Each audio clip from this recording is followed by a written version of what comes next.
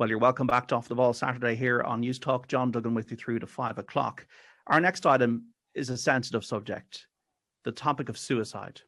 Ohana Zero Suicide Awareness is a voluntary organisation which intends to help the general population potentially save a life, with online training to identify the signs that someone may be suicidal and direct them to the best place for help.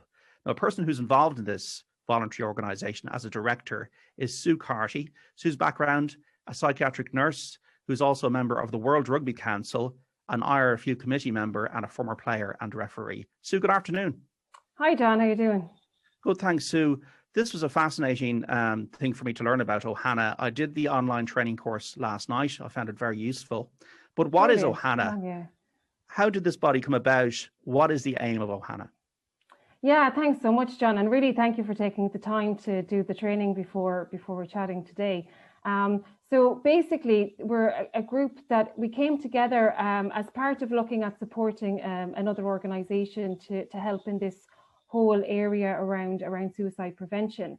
And it's a group of really enthusiastic, fantastic Irish people from all around the country, different backgrounds. And we looked to see, well, what could we do pretty immediately that would make a difference? And like, it's in the context of, it's been a really hard time for people. And, you know, people can feel very maybe isolated, or the support that's usually there isn't as available for obvious reasons. So we got together and we would look to see, well, what could we do? What could we do now that would make a difference?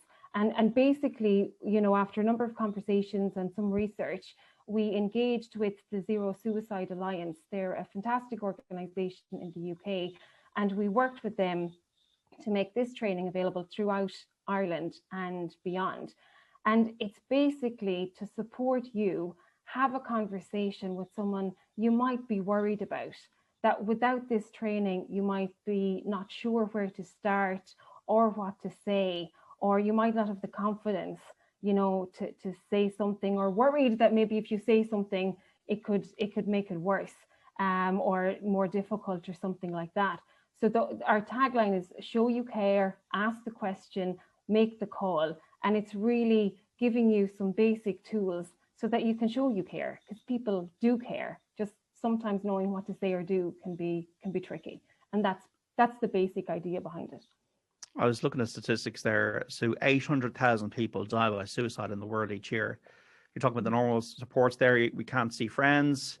Socially, we can't play in sports teams at the moment. Family members, for whatever reason, you can't see them. Often they might be living down the country, you just can't see them. You can't have that hug. Why did you get involved, Sue? What is your personal experience to motivate you to get involved in Ohana? Yeah, totally. So I suppose a couple of things, like my background, I did start as a psychiatric nurse, and I know path has taken me very much into rugby, but I always have had a passion in. So I did go back working as a psychiatric nurse in Vincent's Hospital, and I had an experience there. You know, I was looking after this fabulous lady, and she was, struggling and finding it difficult, and felt that she was a burden. And I just remember being with her going, oh, like, I know your people don't think that about you, but it was her experience and things were really difficult. And it was just there, it's like, I really want to do more, do something here that will make a difference directly for people, so that if someone is struggling, that they actually get the help that they need. And the other message, which is really true, like, if you are finding things difficult, if you are struggling, do reach out, do speak to someone. But I do think it's important to take that burden off people as well. Like, for people who are maybe feeling down, who are struggling, it can be difficult to know what to say or where to start. So if we're prepared to listen, or we're prepared to say, you don't seem yourself the last while, so that we open the conversation, it makes it much easier for that person who's in a tough place to speak up or to say something. And then really simply, the training just helps you get that person to the resources they need.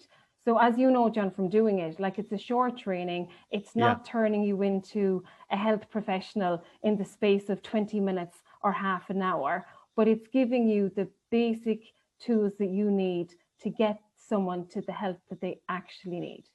Yeah, so Ohana is not a charity, but has your work as a psychiatric nurse, as you just outlined there, Sue, armed you with the evidence that this is the right type of training?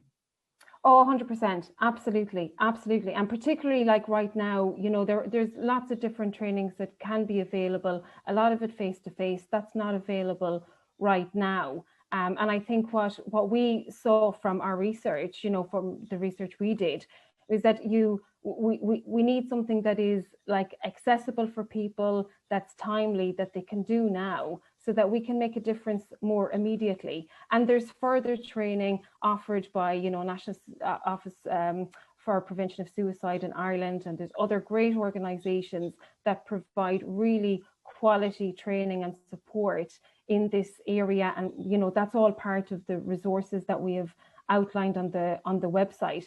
But it all starts with a conversation.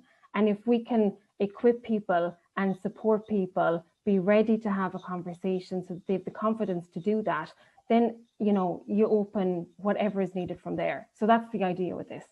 Yes, the training outlined to me that there's a few elements to this.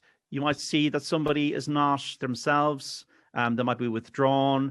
They might be maybe suffering from absenteeism. They might be just withdrawn or feeling maybe just you can maybe sense that they're a little bit depressed. Then there is maybe having that conversation in the right way, not the wrong way. And then it's really then directing somebody in a careful, calm way and having planned the conversation beforehand to get help, whether that is help that's required immediately or help that might be required based on thoughts they might have had. Perfectly summed up, John. That's exactly it. So that first step is to see, like you notice that something doesn't seem the same. You might notice with someone, geez, they're not quite themselves. Maybe they're turning up late, or they're missing meetings, or they're quieter in themselves, or they haven't rang you in a while, which, you know, there's just something different. So you see something that has you think. And the next stage then is to say. So you'll say to them, you know, you don't seem yourself lately. I missed you from that meeting. That's not like you, or you haven't been in touch. Is, you know, how are you? So that's the next stage. So it's, you say and like ask the question, and then that third phase, then if you like, that third stage is to signpost, so that you support them get the help that they need. And look, a lot of times it might not be an emergency type situation. It might be helping them get resources so that they get to talk to somebody, you know, maybe qualified in a specific area.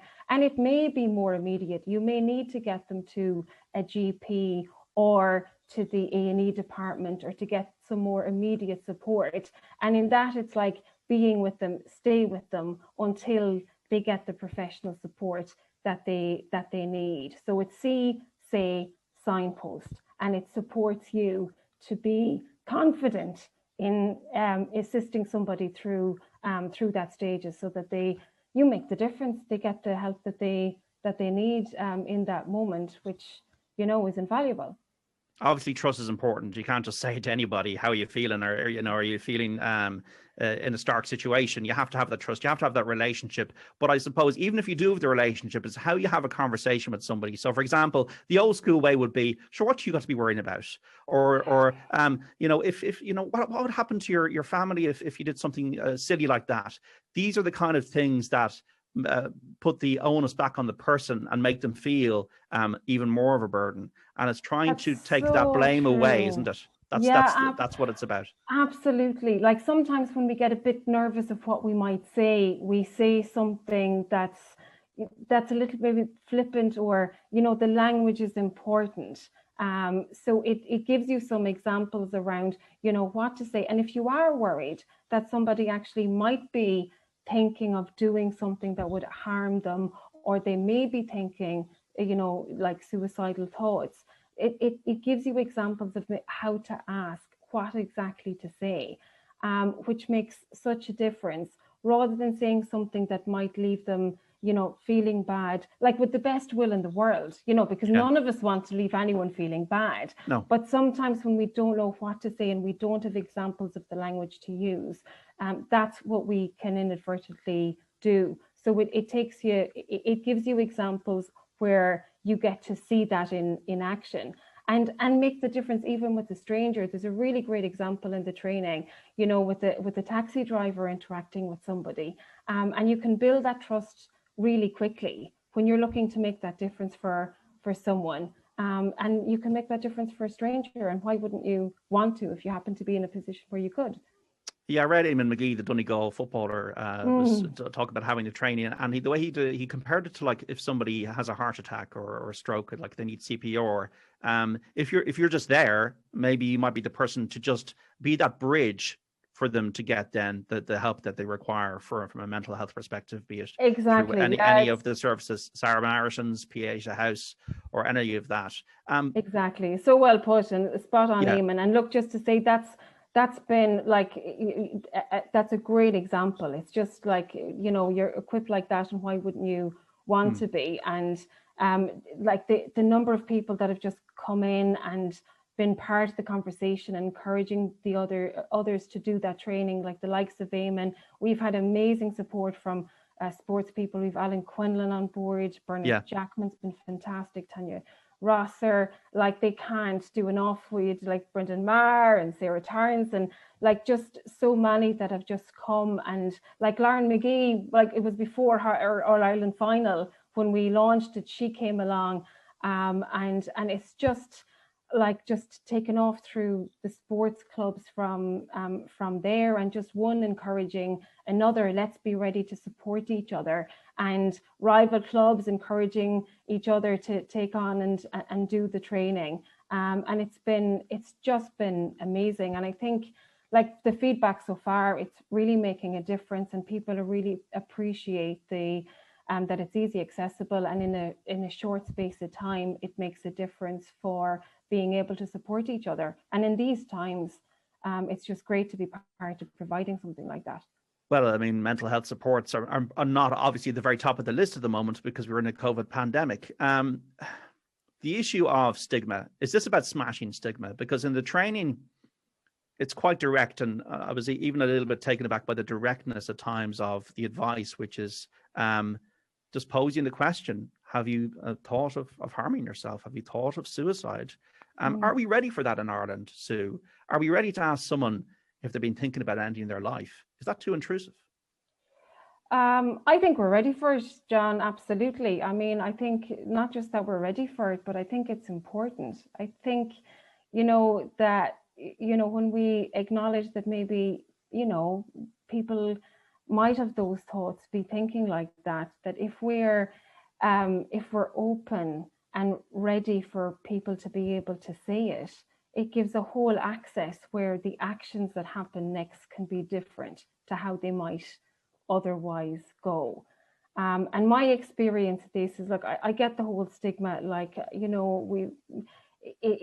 it's time to, move forward from all of that. Like, it's simply a conversation.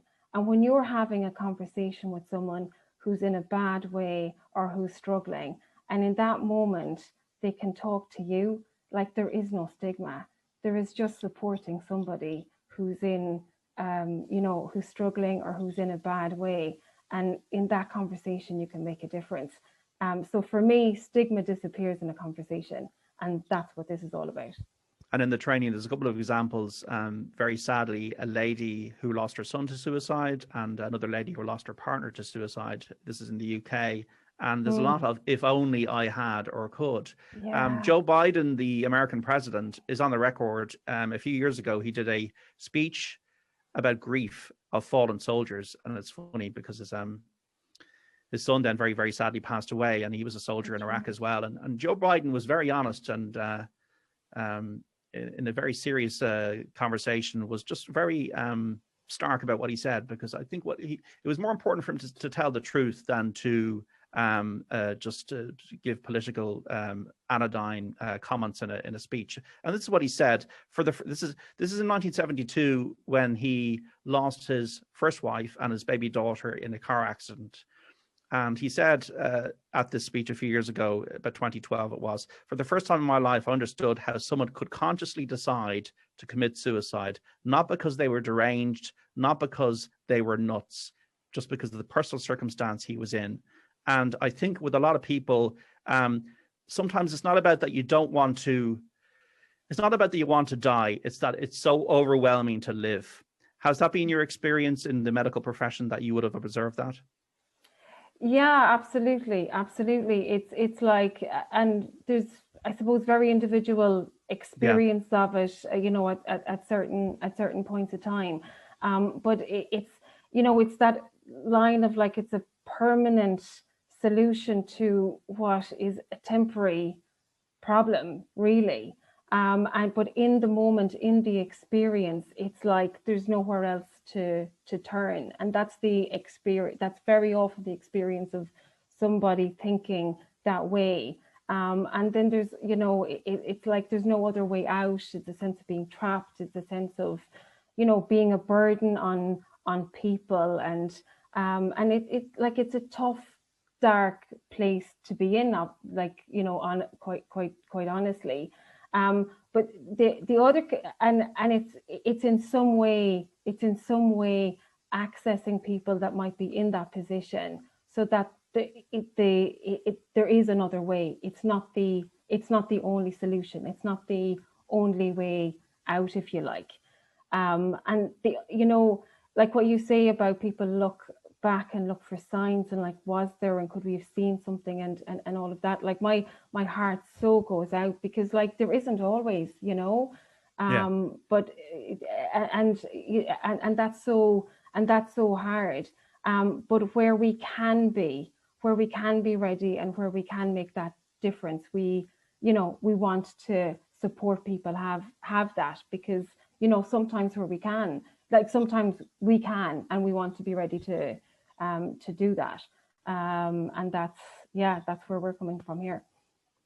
What happens if somebody reacts badly to a conversation and feels your approach, even if it's sensitive, even as well meant, even if the right questions are asked, is almost intrusive on them, because they maybe feel so much shame about themselves that they don't want that to be discussed, and then they react badly? Is there any kind of mechanism to deal with that?